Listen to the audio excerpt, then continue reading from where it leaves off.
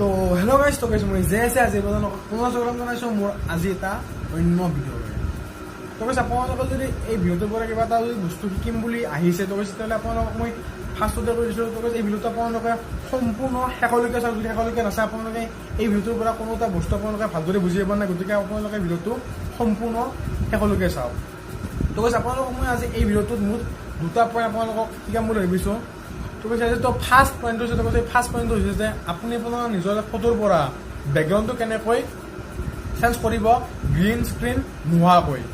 তো কৈছে এনেকুৱা ধৰণৰ ৰিং লাইট এফেক্ট আপোনালোকে নিজৰ ফটোত কেনেকৈ লগাব পাৰিব তো সেইটো হৈছে আজি আমাৰ ভিডিঅ'টোৰ ছেকেণ্ড পইণ্ট তো কৈছে তেতিয়াহ'লে ব'লা ভিডিঅ'টো বলম নকৰি আৰম্ভ কৰোঁ তো কৈছে এই দুটা কাম কৰিবলৈ আমাক ফাৰ্ষ্ট লাগিব দুটা এপ্লিকেশ্যন তো কৈছে ইয়াৰ যিটো ফাৰ্ষ্ট এপ্লিকেশ্যন আছে তো কৈছে সেই ফাৰ্ষ্ট এপ্লিকেশ্যনটোৰ নাম হৈছে PixelLab আৰু ইয়াৰ ছেকেণ্ড এপ্লিকেশ্যনটোৰ নাম হৈছে AI গ্ৰীণ স্ক্ৰীণ তো কৈছে এই দুটা